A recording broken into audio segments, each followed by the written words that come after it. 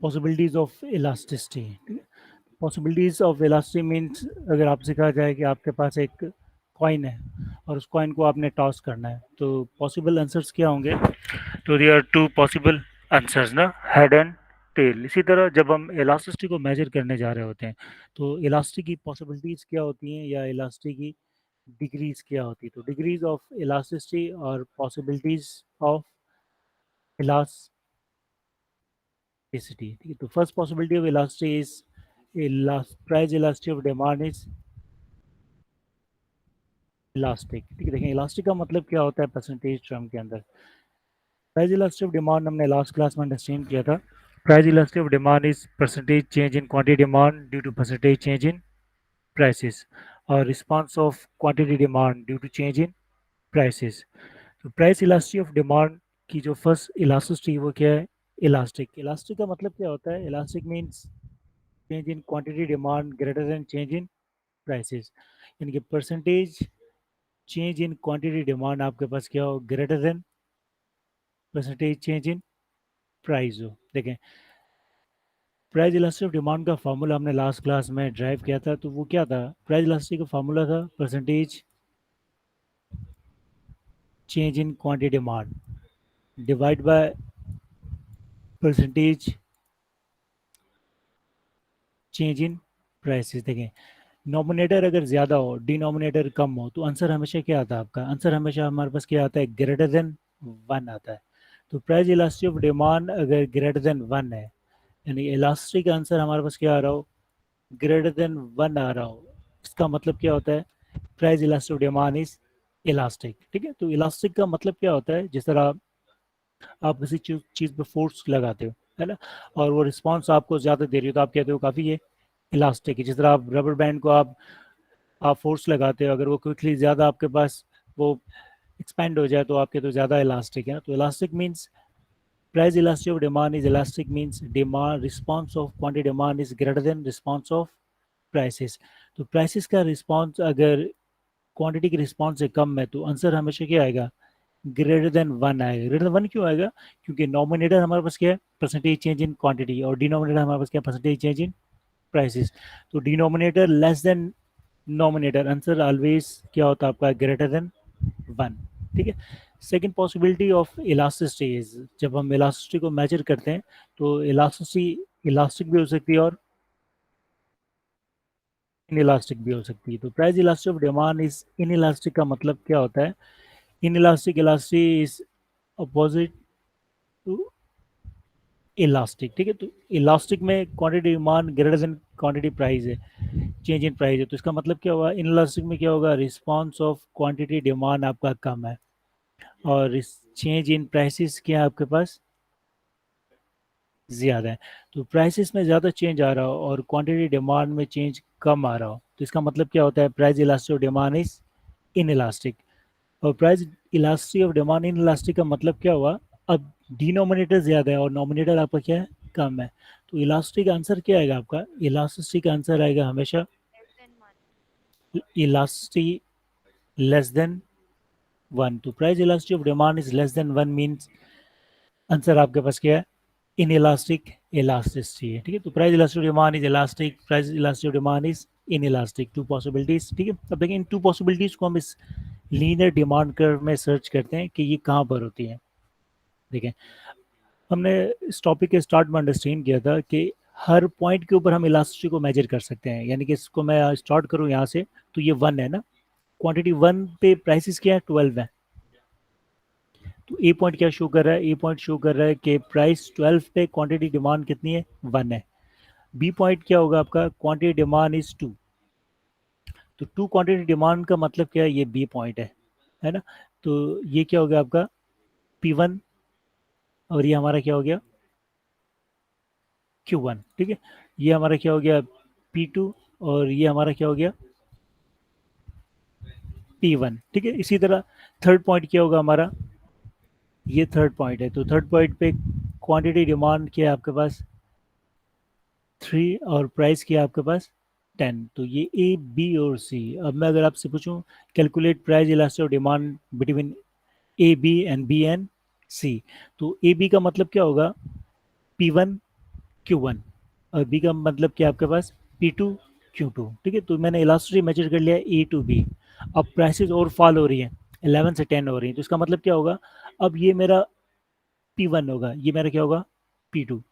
तो A B और सी, इन तीन पॉइंट्स के दरमियान हम दो मरतबा इलास्टिसिटी को मेजर कर सकते हैं। ठीक है, अब देखें इलास्टिक आंसर क्या आएगा ए बी सी के दरमियान। अगर हम कैलकुलेट करने जाएं तो आप में इसको कैलकुलेट करेगा, और इलास्टिक को कैलकुलेट करने में हमने लास्ट क्लास में फार्मूलाज हमने डिस्कस किए थे। तो जो बेस्ट फार्मूला था वो क्या था, best formula is change in Q, Q2 minus Q1 divide by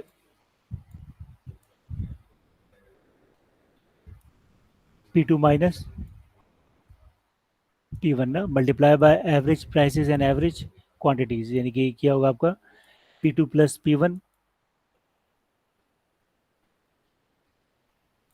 and Q2 plus,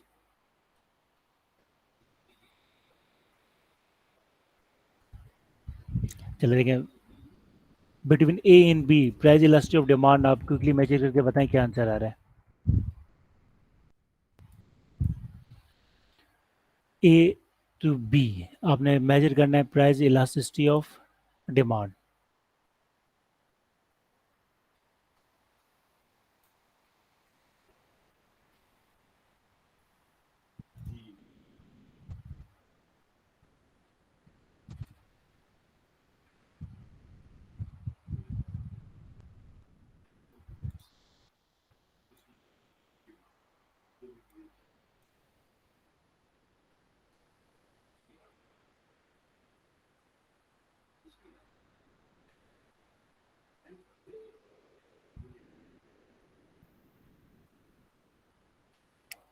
ठीक, इट्स 7 ना। तो ए सी के दरमियान आप इलास्टिसिटी मेजर करोगे तो इस फॉर्मूले से आंसर आपके पास क्या आ रहा है, price elasticity of demand is 7। ठीक है, तो 7 क्या होता है, 7 और -7 आपका आया होगा ना, तो इसका मतलब क्या आपके पास -7 एब्सोल्यूट टर्म में ग्रेटर देन 1 है। हम एब्सोल्यूट टर्म में क्यों लेते हैं, क्योंकि हमें मालूम है relation of price and quantity is negative, तो आंसर ऑलवेज किस में आएगा आपका माइनस में आएगा। तो in response of change in prices, price rise हो या फॉल हो, आंसर हमेशा नेगेटिव आता है। तो हम क्या करते हैं, हम एब्सोल्यूट टर्म में कंसिडर करते हैं। तो एब्सोल्यूट टर्म का मतलब क्या है कि -7 को भी हमने क्या कंसिडर करना है, ग्रेटर देन 1। देखिए ये ग्रेटर देन 1 क्यों आ रहा है, अगर हम इन पॉइंट्स पे देखें देखें तो प्राइसेस में परसेंटेज चेंज कितना आ रहा है, 12 से 11 का मतलब कितना है, परसेंटेज चेंज कितना है आपके पास 9 to 10% है। और 1 से 2 का मतलब क्या है, क्वांटिटी में कितना चेंज आ रहा है, 100% चेंज आ रहा है, क्योंकि 1 से 2 का मतलब क्या होता है 100% चेंज। और 12 का 100% क्या होता है, या तो 24 होगा, और ये आपके पास क्या होगा 5 और 6। ठीक है, तो 12 से प्राइसेस चेंज होकर 11 हो गई हैं, तो 12 से 11 का जो परसेंटेज चेंज है वो कितना आपके पास 9 और 10% आपका प्राइस में चेंज आ रहा है। और डिमांड में कितना चेंज आ रहा है, 1 to 2 का मतलब क्या 100% चेंज इन क्वांटिटी डिमांड। ठीक है, अब देखें, अब हम अगर बी से सी पॉइंट की तरफ जाते हैं तो अगेन प्राइसेस में चेंज कितना आ रहा है 11 से 10। तो 11 से 10 का मतलब क्या हुआ कि प्राइस में कितना चेंज आ रहा है आपका 9 to 10% प्राइस में चेंज आ रहा है। और बी से सी में क्वांटिटी में कितना चेंज आ रहा है 2 से 3। 2 से 3 का मतलब क्या है, क्वांटिटी डिमांड में चेंज आ रहा है 50%। तो ए से बी पॉइंट में भी क्वांटिटी डिमांड में चेंज ज़्यादा है परसेंटेज टर्म में, प्राइस में चेंज कम है। बी से सी में भी क्वांटिटी में चेंज परसेंटेज टर्म ज़्यादा है, प्राइसेस में परसेंटेज टर्म चेंज आपके पास क्या है कम है। तो किसी भी लीनियर डिमांड कर्व में ये जो ऊपर वाला हिस्सा होता है, इनमें किसी भी पॉइंट पे आप इलास्टिसिटी मेजर करोगे तो price elastic of demand always क्या होगी आपके पास, इलास्टिक होगी। इलास्टिक क्यों होगी, क्योंकि जो अपर पार्ट होता है, अपर पार्ट का मतलब क्या होता है change in prices, this reason ना, और चेंज इन क्वांटिटी।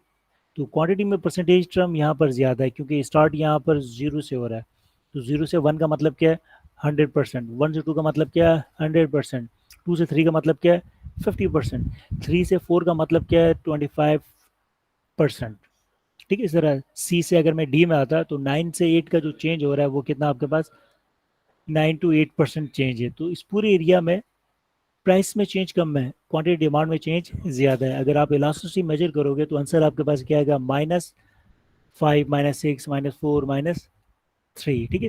तो ए से बी में आ रहे हो 7 है, तो बी से सी में आओगे तो 7 से कम होगा। उसके बाद सी से डी में आओगे तो आपके पास क्या होगा, उससे कम होगा। यानी price elastic of demand linear demand curve के अपर वाले पार्ट में क्या होता है, इलास्टिक होता है, ठीक है। अब देखिए, अब हम बॉटम पे आते हैं।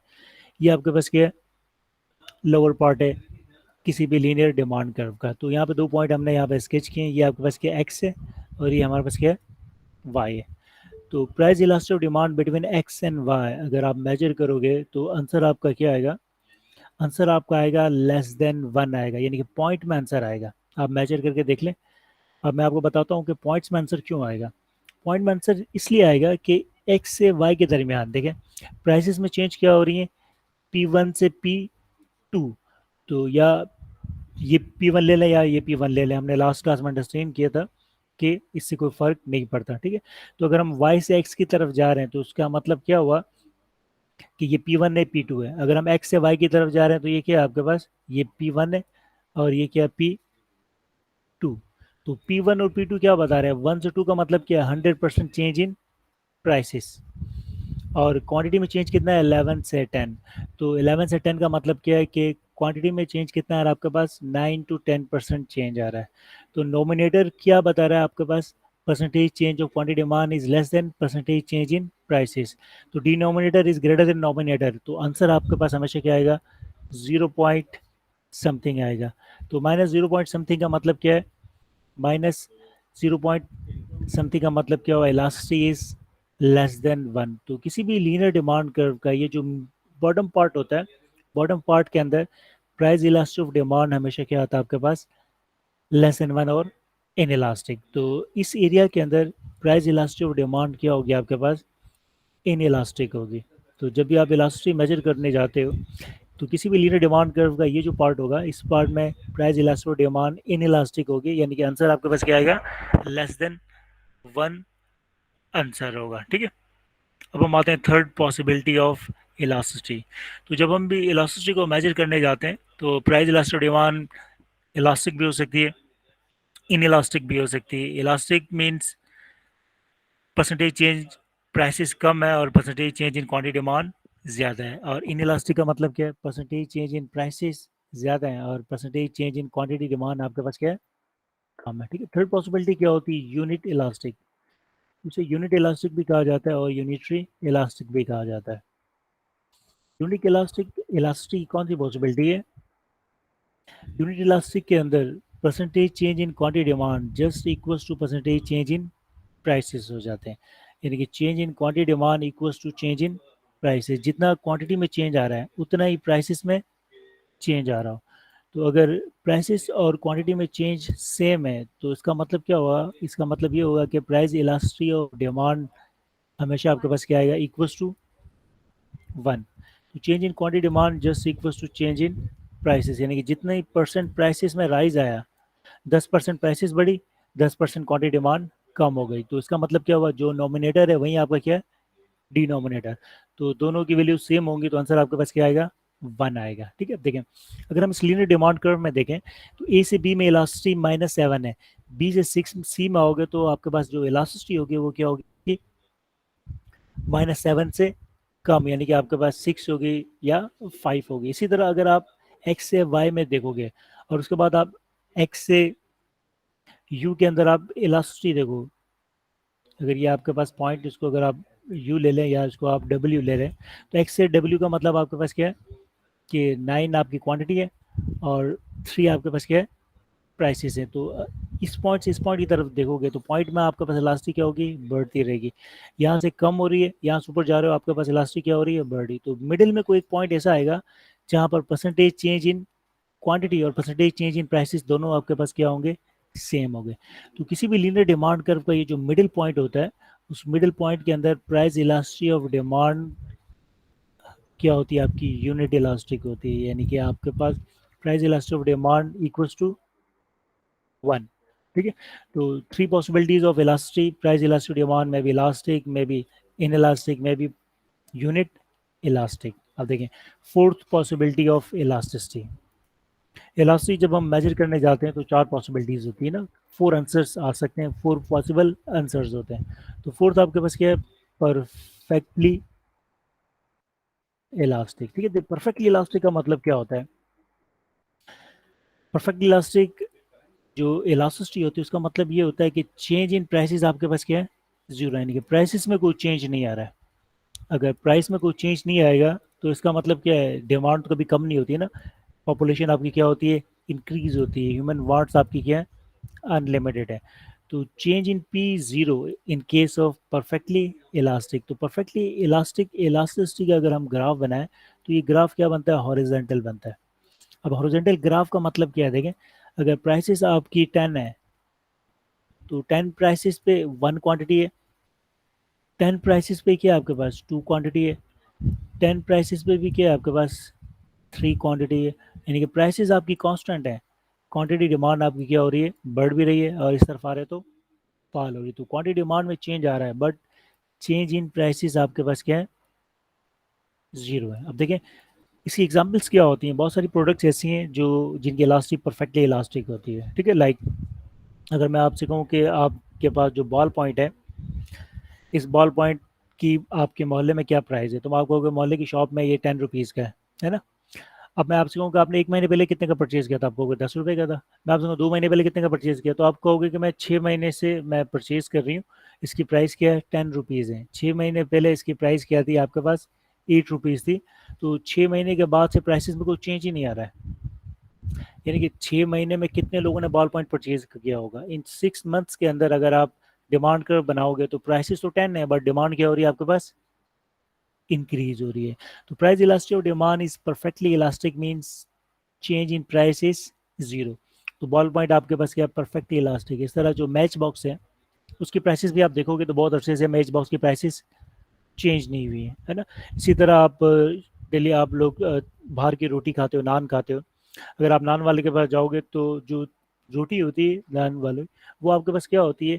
वो बहुत अरसे के बाद चेंज हो रही होती है ना।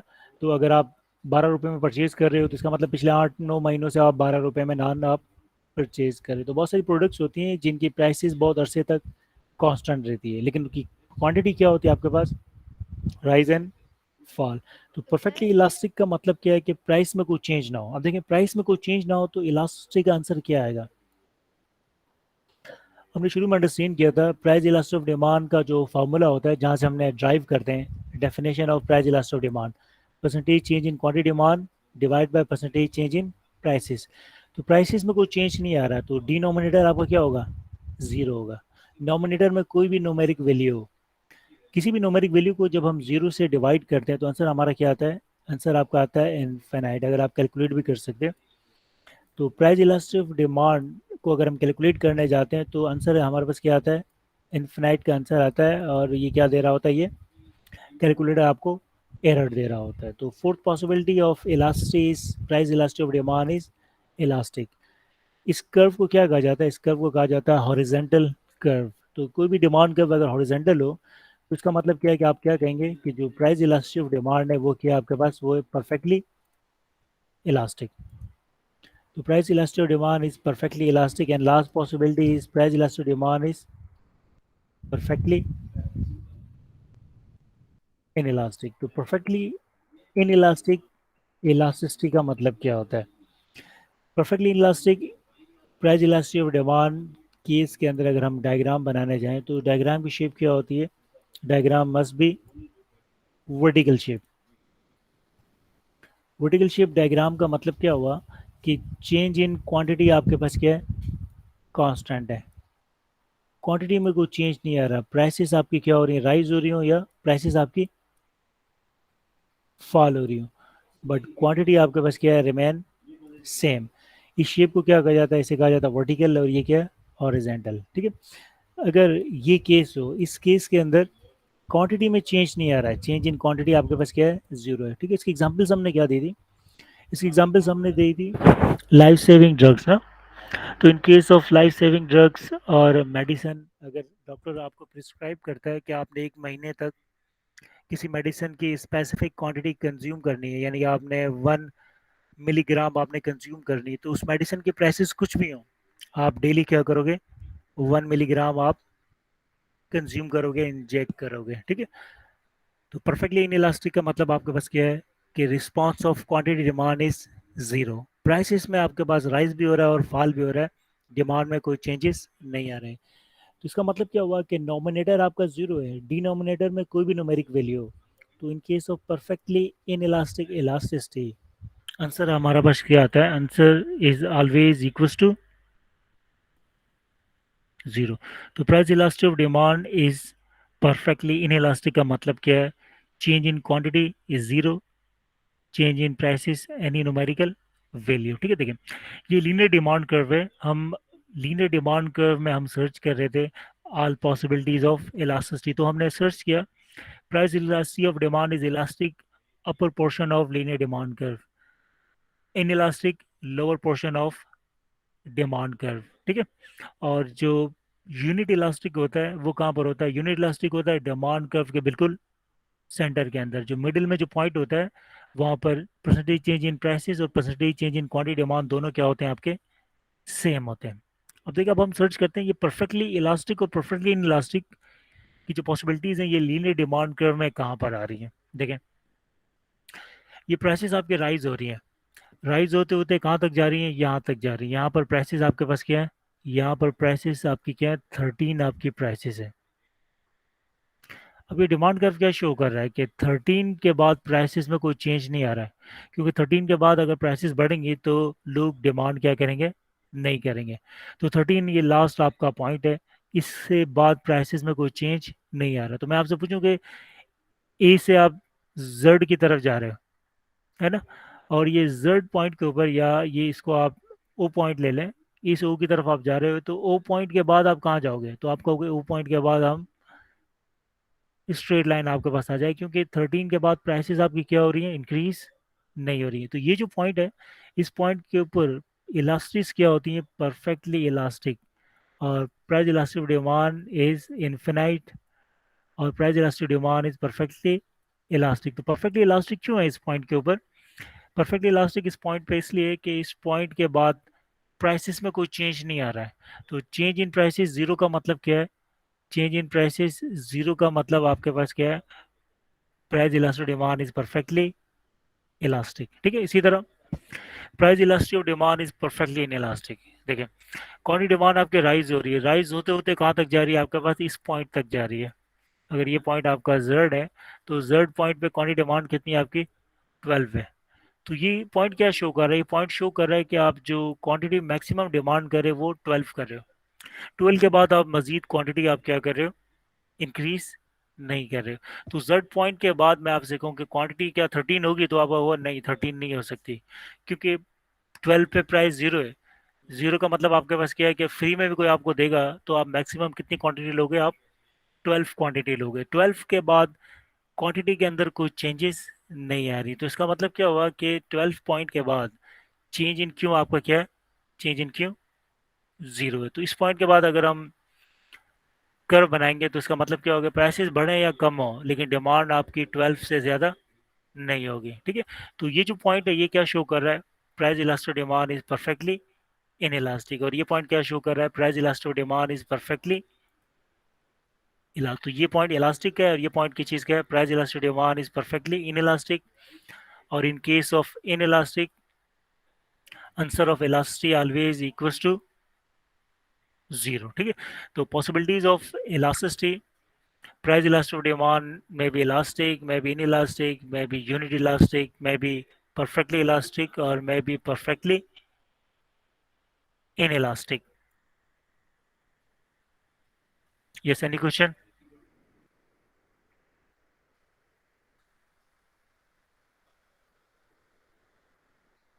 चलें, तो अब हम नेक्स्ट टॉपिक स्टार्ट करते हैं, income elasticity of demand.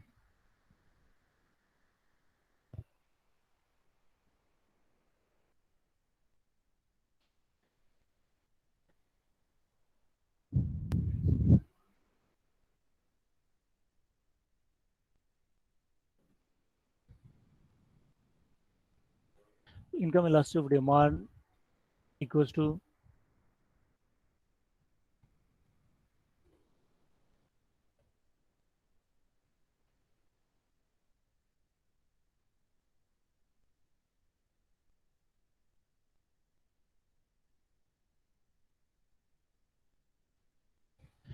Income elasticity of demand is same as price elasticity of demand. ठीक है, देखें प्राइस इलास्टिसिटी डिमांड क्या था, response of quantity demand due to change in prices. अब इनकम इलास्टिसिटी ऑफ डिमांड हमें क्या answer दे रहा होता है, response of quantity demand due to percentage change in income. Income के बढ़ने या कम होने से डिमांड पे क्या इम्पैक्ट पड़ता है, इसका आंसर हमें कौन दे रहा होता है, income elasticity of demand. Formula of income elasticity of demand भी हमारे पास क्या है, same as formula of price elasticity of demand. ठीक है, देखें सिर्फ चेंज क्या होता है, इनकम इलास्टिसिटी ऑफ डिमांड के फॉर्मूले में हम करते क्या है, हम इनकम इलास्टिसिटी ऑफ डिमांड के फॉर्मूले के अंदर हम चेंज कर देते हैं,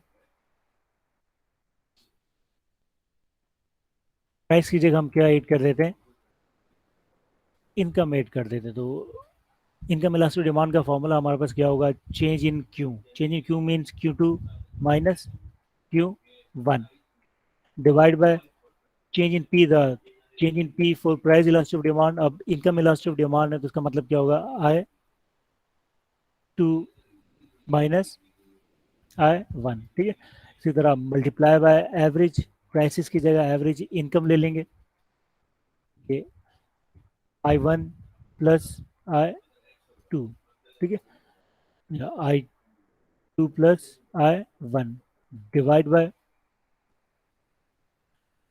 Q2 plus Q1।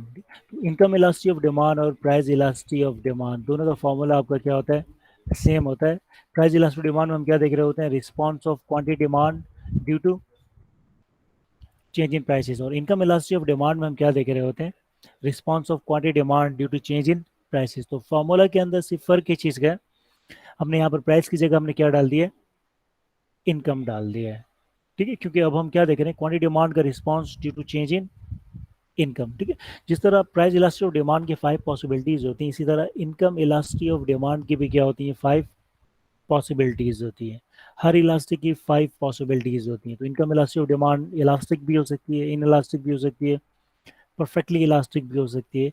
Income elasticity of demand is elastic का मतलब क्या है कि percentage change in quantity demand is greater then percentage change in income, यानी इनकम में चेंजेस कम आ रही हो, डिमांड में चेंजेस ज़्यादा आ रही हैं, तो इनकम इलास्टिक है, इलास्टिक। और income elastic demand is in elastic means income में चेंजेस ज़्यादा है और डिमांड में चेंजेस कम है। ठीक है, तो formula change in Q2 minus Q1 divide by change in I, change in income I2 minus I1 multiply by average income I2 plus I1 divide by average quantity Q2 plus Q1। Income elasticity of demand. ठीक है, income elasticity of demand में अब किन किन concepts को हम understand करते हैं। इनकम इलास्टिसिटी ऑफ डिमांड के अंदर हम अंडरस्टैंड करते हैं inferior goods, luxury goods and normal goods. देखें ये हम किस तरह हम अंडरस्टैंड करते हैं, पहले हम एक नॉर्मल एग्जांपल करते हैं। देखें ये एक एग्जांपल हम अंडरस्टैंड कर रहे हैं, देखा जाए कि क्वांटिटी डिमांड यानी कि Q1 आपके पास कितना है, Q1 इज 3 और जो इनकम है I1। अब जो इनिशियल मनी इनकम है वो कितनी है, 10 है। क्या हुआ कि कुछ अर्से के बाद आपकी जो इनकम है वो आपके राइज हो गई, इनकम राइज हो गई, कितनी हो गई, 20 हो गई। इनकम 20 हो गई तो जो क्वांटिटी आपकी डिमांड है वो कितनी हो गई, इंक्रीज होकर 5 हो गई। ठीक है, अब मैं आपसे पूछूं कि what is income elasticity of demand, तो आप किस तरह मेजर करोगे, इनकम इलास्टिसिटी ऑफ डिमांड आप मेजर करोगे Q2 माइनस Q1, इनके 5 माइनस 3 क्या हो गया आपका, 5 minus 3 is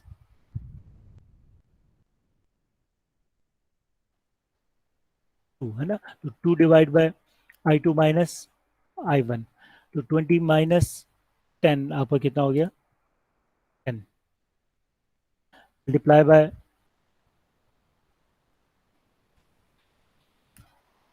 I2 minus I1, तो कितना हो गया आपके पास, 10 and 20 30, 30 divide by Q2 plus Q1, तो Q2 प्लस Q1 कितना हो गया आपका, 3 प्लस 5 7। ठीक है, इसको अगर आप सॉल्व करोगे तो इसका 8 सर,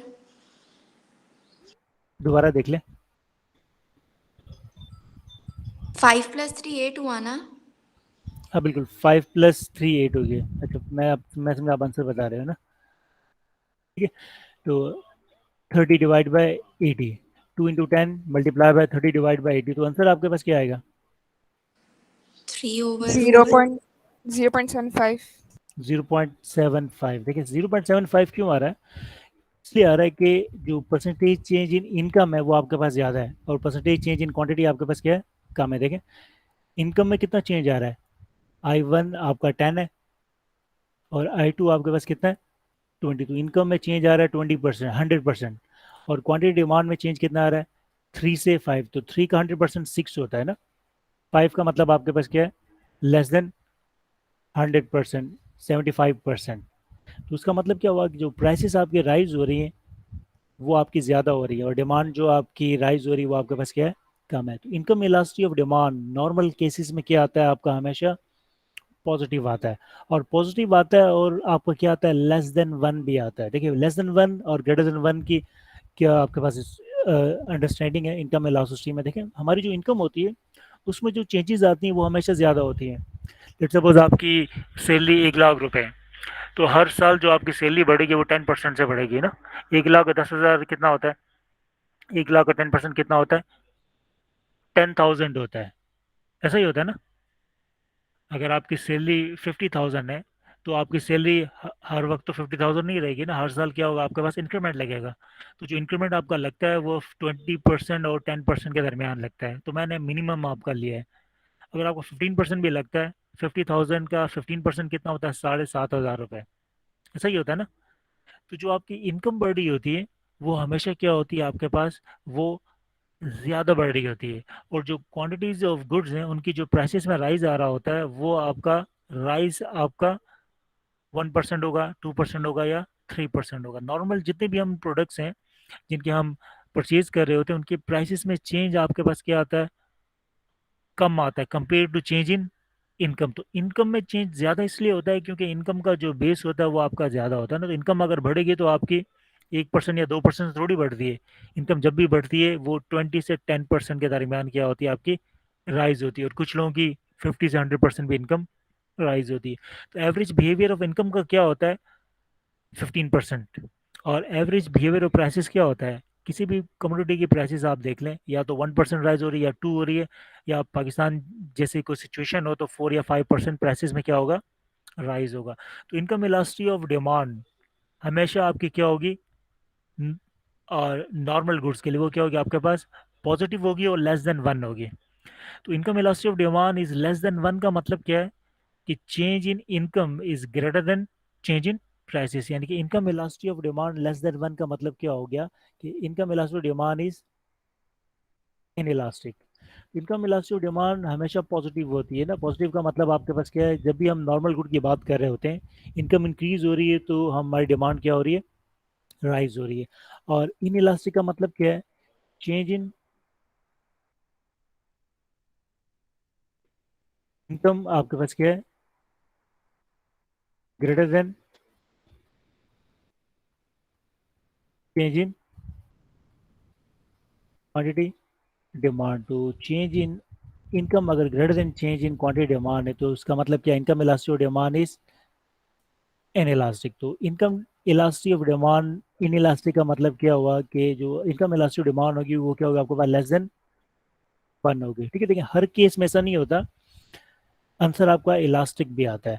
तो अगर इलास्टिक आ जाए तो इसका मतलब क्या है? उस गुड की नेचर क्या होगी और हम उसे क्या, कौन सी गुड कह सकते हैं? ठीक है, तो इनकम इलास्टिक ऑफ डिमांड अगर इन इलास्टिक हो तो price income elastic of demand का आंसर हमेशा क्या आता है? लेस देन 1 आता है। ठीक है, तो इनकम इलास्टिक आपकी क्या है? लेस देन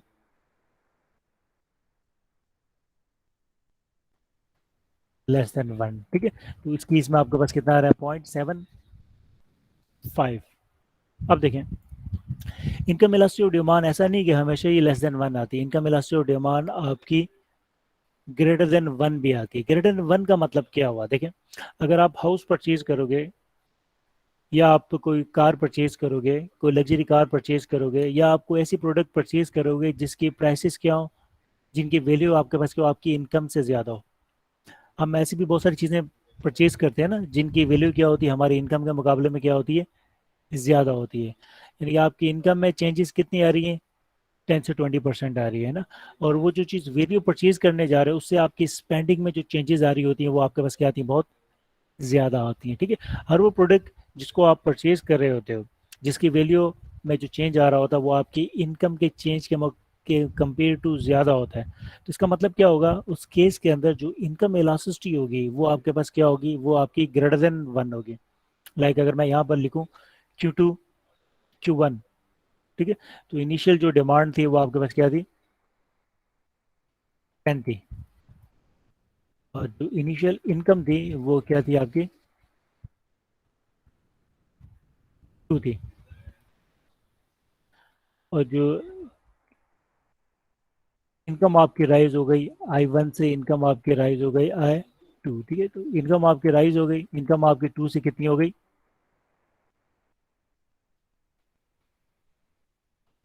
5 हो गई। ठीक है, या 2 से आपकी कितनी हो गई, 4 हो गया, तो 100% आपकी इनकम में चेंज आ गया।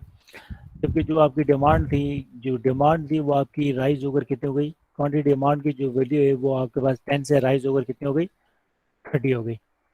तो इस केस के अंदर हो क्या रहा है, देखें, इनकम में चेंज कितना आ रहा है, 100% चेंज आ रहा है, लेकिन क्वांटिटी डिमांड में चेंज कितना आ रहा है, मोर देन 100% आ रहा है। 10 का 20 क्या होता है, 100 होता है, 10 से 30 का मतलब क्या है, मोर देन 100%, यानी 150% चेंज डिमांड में आ रहा है, और इनकम में चेंज कितना आ रहा है, 100% चेंज आ रहा है। तो अगर इन वैल्यूज को आप फार्मूले के अंदर प्लॉट करोगे और आप कैलकुलेट करोगे तो जो आपका आंसर आएगा, इनकम इलास्टिसिटी ऑफ डिमांड का जो आंसर आएगा वो आपका क्या आएगा, ग्रेटर देन 1 आएगा। कैलकुलेट करके देख लें। 1.5। ठीक है, तो इनकम इलास्टिक डिमांड आपके पास कितना रहा, 1.5 आपने फॉर्मूले के अंदर लगा। तो आंसर जब भी इनकम इलास्टिक डिमांड का 1 से ग्रेटर हो, इसका मतलब क्या हुआ कि जो चीज़ हम परचेज करने जा रहे हैं उसकी जो वैल्यू है हमारी इनकम के मुकाबले में क्या है, ज़्यादा है। तो नॉर्मली क्या कहा जाता है कि उन प्रोडक्ट्स, वो प्रोडक्ट जिनकी वैल्यू हमारी इनकम रेंज से बाहर हो, वो प्रोडक्ट्स जिनको परचेज करने के लिए पहले हमें क्या करना होता है, सेव करना होता है, या हमें क्या करना होता है, बोरो करना होता है, उन प्रोडक्ट को क्या कहा जाता है, लग्जरी। तो इनकम इलास्टिसिटी ऑफ डिमांड अगर ग्रेटर देन 1 हो तो दिस मीन्स वो प्रोडक्ट आपकी क्या होती है, लग्जरी होती है। उसे लग्जरी क्यों कहते हैं, क्योंकि उसकी जो वैल्यू है वो हमारी इनकम के मुकाबले में क्या है, ज्यादा है। तो income elasticity of demand is greater then 1, तो प्रोडक्ट को हम क्या कहते हैं, लग्जरी प्रोडक्ट कहते हैं। Income elasticity of demand is less then 1, तो वो प्रोडक्ट आपकी क्या होती है, नॉर्मल गुड होती है। ठीक है, देखें, जब हमने नॉर्मल गुड को अंडरस्टैंड किया था तो मैंने आपको बताया था कि नॉर्मल गुड का जो रिलेशन होता है वो सिर्फ प्राइस से नहीं देखा जाता, price increase quantity demand decrease होनी चाहिए, है ना। और नॉर्मल गुड का जो रिलेशन होता है प्राइस के साथ साथ इनकम के साथ भी देखा जाता है, यानी कि इनकम इंक्रीज हो रही हो, डिमांड इंक्रीज हो रही हो, but increase in demand proportionally less than increase in income. Income में चेंजेस ज़्यादा हो, डिमांड में चेंजेस कम हो, तो प्रोडक्ट को हम क्या कहते हैं, नॉर्मल गुड। तो normal good is inverse relationship between prices, positive relationship between income, but income elasticity of demand is less than 1। तो जो आपकी लग्जरी गुड्स हैं उनकी जो इनकम इलास्टिसिटी होती है वो हमेशा क्या होती है, आपके पास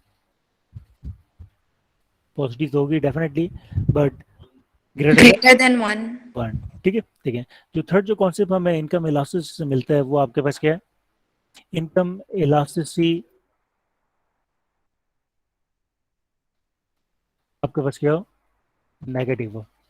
तो income elasticity of demand negative कब आएगी, आपने देखा था कि price elastic demand always negative आती है। तो प्राइस इलास्टिक डिमांड नेगेटिव क्यों आती है, क्योंकि जब भी प्राइसेस बढ़ती हैं डिमांड क्या होती है, कम होती है। अब हमने देखना कि income elastic of demand negative कब आएगी। तो नेगेटिव आने की एक ही पॉसिबिलिटी है, वो क्या है कि इनकम आपकी राइज हो रही हो और डिमांड आपकी क्या हो रही हो, फॉल हो रही हो। तो इनकम इंक्रीज, डिमांड डिक्रीज, तो इनकम इलास्टिसिटी आपकी क्या होगी, नेगेटिव होगी। ठीक है, तो ये कॉन्सेप्ट हम पहले भी पढ़ चुके हैं। तो income elasticity of demand is negative, this means आप जो गुड को परचेज कर रहे हो वो गुड आपकी क्या होगी, must be Inferior। Inferior good. Inferior का मतलब हमने पहले अंडरस्टैंड किया था, इंफीरियर कोई वर्ड्स वर्ड नहीं होता, हर प्रोडक्ट कुछ अरसे के बाद क्या हो जाती है, इन्फीरियर हो जाती है। क्योंकि इंडिविजुअल और हाउस होल्ड की जब इनकम राइज हो रही होती है तो इनिशियली हम कुछ चीज़ों की डिमांड बढ़ाते हैं, लेकिन जब हमारी इनकम में और ज़्यादा इजाफा आता है तो हम क्या कर रहे होते हैं, अपनी जो लाइफ स्टाइल है वो चेंज कर देते हैं। तो प्रीवियस जिन चीज़ों को हम यूज़ करते थे एज अ नॉर्मल गुड, अब उनकी डिमांड हम क्या करते हैं, कम कर देते हैं। तो income increase, demand of any good decrease, उस गुड को क्या कहा जाता है? इन्फीरियर। यानी कि income elasticity of demand negative आ जाए, इनकम आपके राइज हो रही हो, क्वांटिटी डिमांड आपकी फॉल हो रही है, this means income elasticity of demand is negative. In case of negative, good आपकी क्या होगी? इन्फीरियर।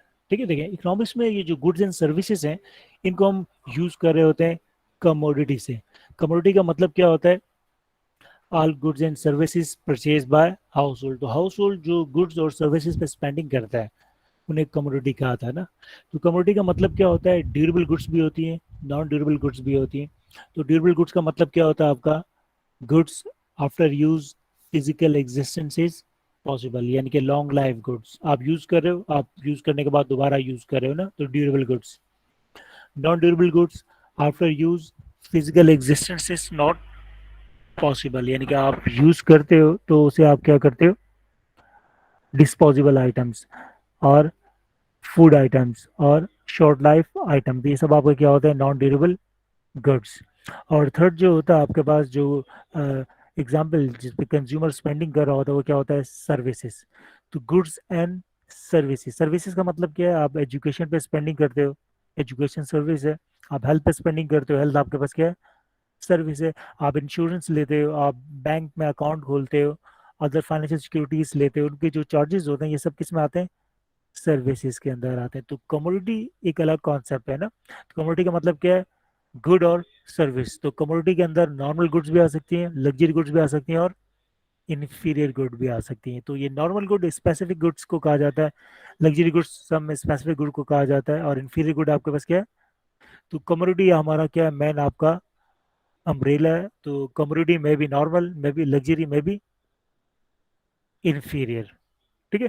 तो कमोडिटी का मतलब क्या है? All goods and services. तो ऑल गुड्स एंड सर्विसेज में, among all goods and services, some goods are normal good, some goods are luxury, and some goods are inferior. Identification of normal, negative relationship between price and quantity demand, positive relationship between income and quantity demand, but income elasticity is less than 1 or equals to 1. ठीक है।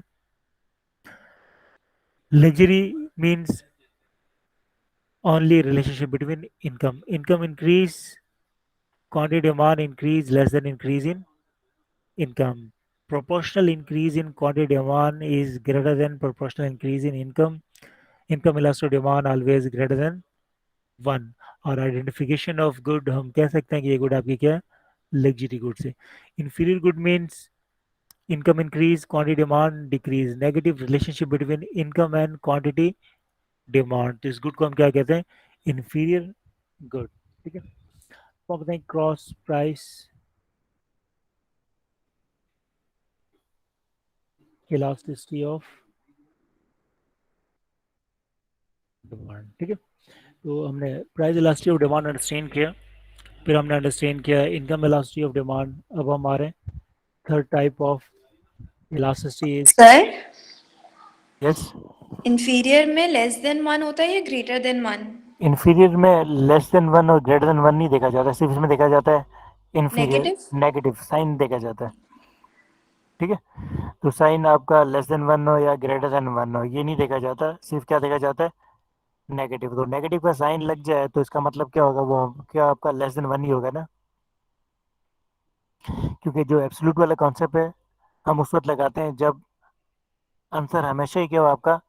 Negative हो। इन case of price elasticity of demand हम sign को ignore क्यों करते हैं? क्योंकि relationship between demand and price always negative, but in case of income relationship between income and quantity हमेशा क्या होगी आपके पास? ज्यादातर आपकी क्या होती है? पॉजिटिव होती है। तो अगर नेगेटिव आ रहा है तो इसका मतलब क्या होगा? लेस देन वन ही होगा ना। ठीक है, क्योंकि इसमें तो हम एब्सोल्यूट वाला कॉन्सेप्ट नहीं लगा रहे। एब्सोल्यूट वाले जो वर्डिंग है वो सिर्फ हम कहाँ पे लगाते हैं? Price elasticity of demand. ठीक है। तो हमने price elasticity of demand understand किया, उसके बाद फिर हमने अंडरस्टैंड किया इनकम इलास्टिसिटी ऑफ डिमांड। तो थर्ड जो हमारी जो टॉपिक है इलास्टिसिटी का, टाइप्स ऑफ इलास्टिसिटी में, वो क्या आपका? Cross price elasticity of demand. ठीक है। देखें जब हमने डिमांड फंक्शन पढ़ा था, क्वांटिटी डिमांड ना, तो quantity quantity demand equals to, सबसे पहले हमने पढ़ा price of same good. First factor of quantity demand is price of same good. Second factor क्या था? Consumer income. थर्ड फैक्टर क्या था? Price of related goods. तीन मेन फैक्टर्स हमने पढ़े थे. तो प्राइस के इंक्रीज होने से डिक्रीज होने से क्वांटिटी डिमांड पे क्या इम्पैक्ट पड़ता है? Response of quantity demand due to change in prices, ये हमने अंडरस्टैंड किया. Price elasticity of demand. Response of quantity demand due to increase और decrease in income. Income elasticity of demand. ठीक है. और फिर हमने पढ़ा price of related goods. Price of related good में भी सब्स्टिट्यूट में भी कॉम्प्लीमेंट. तो रिलेटेड गुड की प्राइसेस बढ़ने से क्वांटिटी डिमांड का क्या रिस्पांस होता है, ये हम अंडरस्टैंड कर रहे होते हैं cross price elasticity of demand के अंदर. तो cross price elasticity of demand क्या होता है?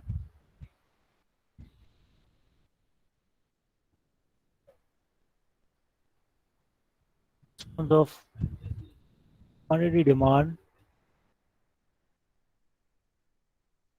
due to change in price of another good. ठीक है. तो cross price elasticity of demand में हम करते क्या है? हम क्वांटिटी ले रहे होते हैं अलग गुड की, प्राइस हम उस गुड की नहीं लेते. प्राइस हम किसके लेते हैं? अदर गुड के ले रहे होते हैं. क्योंकि अगर सेम गुड की प्राइस लेनी है तो उसका आंसर तो हमें प्राइस इलास्टिसिटी ऑफ डिमांड दे रहा है. अब हम देख रहे हैं कि जो अदर गुड्स हैं, अदर गुड्स हमने डिस्कस किया था. अदर गुड आपके पास क्या थे? कॉम्प्लीमेंट्री गुड्स भी होते हैं और सब्स्टिट्यूट गुड्स भी है. ठीक है. तो ये आपकी डिमांड कर्व है, डिमांड कर्व और प्राइस ऑफ पेप्सी. तो क्वांटिटी डिमांड ऑफ पेप्सी. तो ये जो डिमांड कर्व होगी ये क्या होगी? ये होगी आपकी demand curve of Pepsi.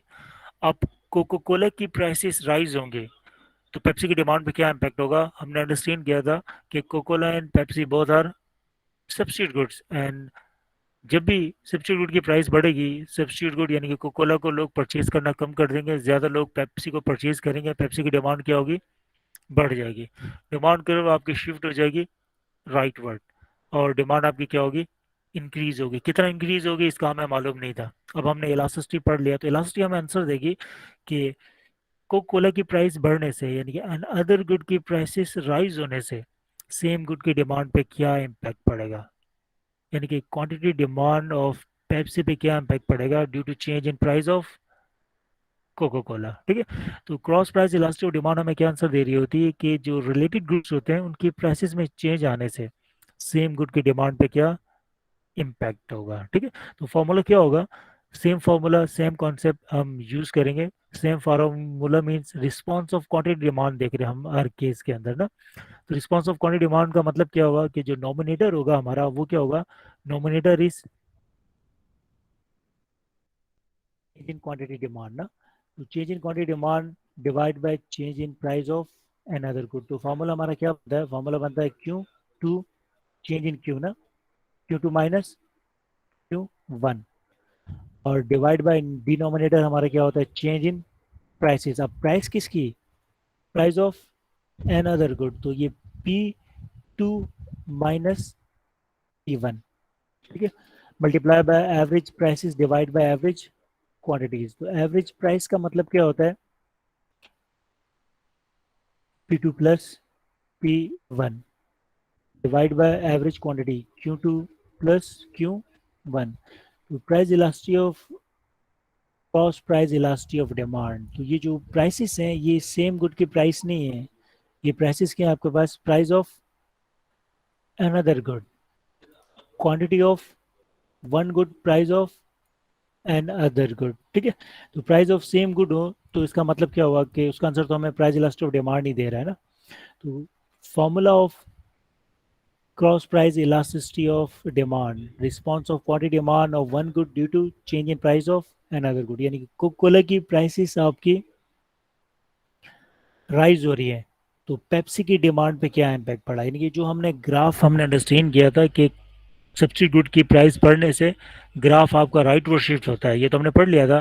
Demand बढ़ता है लेकिन ये कितना बढ़ता है इसका आंसर हमें कौन देगा? Cross price elasticity of demand. इसी तरह अगर मैं आपसे कहूँ कि जो शुगर है, शुगर की प्राइसेस आपकी राइज हो रही है तो पेप्सी की डिमांड पे क्या इम्पैक्ट पड़ेगा? तो आपका आंसर क्या होगा? Sugar is raw material of raw material of Pepsi industry ना, तो पेप्सी इंडस्ट्री में शुगर को यूज़ किया जाता है एज अ इनपुट, क्योंकि शुगर को मिलाकर ही पेप्सी का फ्लेवर बनाया जाता है। तो शुगर की प्राइसेस इंक्रीज होने का मतलब क्या है? Sugar is complementary good of Pepsi. तो कॉस्ट ऑफ प्रोडक्शन बढ़ने से आपके पास क्या होगा कि अब पेप्सी की प्राइसेस क्या होंगी आपकी? इंक्रीज हो जाएंगी। तो प्राइसेस पेप्सी की नहीं बढ़ी होंगी, ठीक है। तो शुगर और पेप्सी आपके पास क्या है? कॉम्प्लीमेंट्री गुड है, लेकिन ये इन केस ऑफ प्रोड्यूसर है। कंज्यूमर का मतलब आपके पास क्या होता है? कंज्यूमर केस में ये आपके पास क्या है? बहुत आपका वीक कॉम्प्लीमेंट है। बट प्रोड्यूसर के केस में आपके पास क्या है? ये एक स्ट्रॉन्ग कॉम्प्लीमेंट है। तो हम पेप्सी में शुगर की जगह हम क्या ले सकते हैं? कोई और प्रोडक्ट आप ले सकते हो कि जो आपका पेप्सी का क्या है?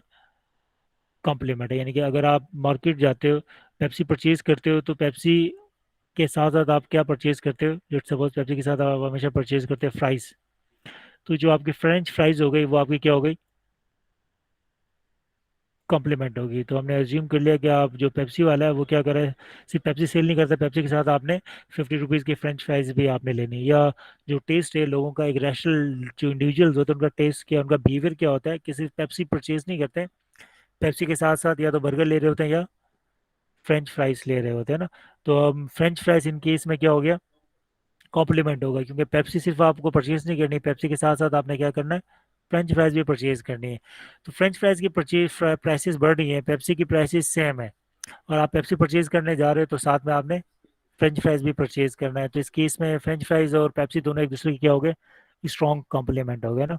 तो अब अगर फ्रेंच फ्राइज की प्राइसेस बढ़ेंगी तो आपका जो पैकेज होगा पेप्सी परचेज करने वाला वो क्या हो जाएगा? आपका एक्सपेंसिव हो जाएगा। तो डिमांड कर्व आपकी क्या हो जाएगी? डिक्रीज, और डिमांड कर्व शिफ्ट लेफ्टवर्ड। तो डिमांड कर्व शिफ्ट का मतलब आपके पास क्या है कि डिमांड ऑफ पेप्सी डिक्रीज। तो पेप्सी की डिमांड कितना डिक्रीज हुई? इसका आंसर कौन देगा आपका?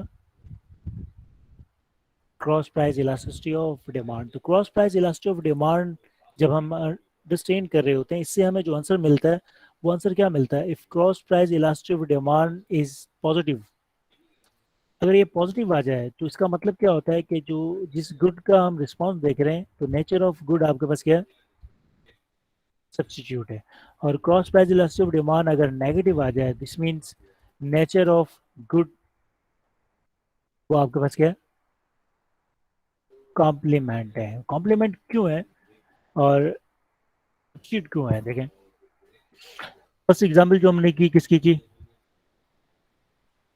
कोको कोला की। कोको कोला की प्राइस राइज होने से पेप्सी की डिमांड क्या हो रही है? इंक्रीज हो रही है। तो इसका मतलब क्या हुआ कि P2 price of Coca Cola बढ़ रही है, डिमांड ऑफ पेप्सी भी क्या हो रही है? बढ़ रही है। तो दोनों के दरमियान रिलेशन क्या हो गया? पेप्सी एंड कोको कोला के दरमियान रिलेशन पॉजिटिव आ गया। तो क्रॉस प्राइस इलास्टिक डिमांड का आंसर भी क्या आएगा आपका? पॉजिटिव आएगा। तो क्रॉस प्राइस इलास्टिक डिमांड जब भी पॉजिटिव आ जाए, तो positive cross price elastic demand का मतलब क्या है कि नेचर और relationship between two goods must be positive. क्योंकि पॉजिटिव गुड की प्राइस बढ़ती है तो सेम गुड की डिमांड क्या होती है? राइज आती है। और अगर क्रॉस प्राइस इलास्टिक डिमांड आपका नेगेटिव आ जाए, तो नेगेटिव का मतलब क्या है कि अदर गुड की प्राइस बढ़ने से, है ना, यानी कि जो अनदर गुड है उसकी प्राइस बढ़ने से सेम गुड की डिमांड क्या हो रही है? कम हो रही है। तो रिलेशन क्या हो गया? प्राइस और डिमांड का नेगेटिव हो गया। तो क्रॉस प्राइस इलास्टिक डिमांड का आंसर भी क्या आएगा? नेगेटिव आएगा। तो अगर क्रॉस प्राइस इलास्टिक डिमांड का आंसर नेगेटिव आ जाए तो उसका मतलब क्या हुआ कि एन अदर गुड की प्राइस राइज होने से सेम गुड की डिमांड क्या हो रही है? कम हो रही है। तो कम होने का मतलब क्या है कि रिलेशनशिप बिटवीन टू गुड्स आपके पास क्या है? कॉम्प्लीमेंट। तो बहुत गुड्स आपके पास क्या होंगी? कॉम्प्लीमेंट्री गुड्स होंगे, ठीक है। देखें, अब हम एक एग्जांपल करते हैं और उस एग्जांपल के बाद फिर ब्रेक लेते हैं। मैं एक एग्जांपल आपके साथ शेयर कर रहा हूँ।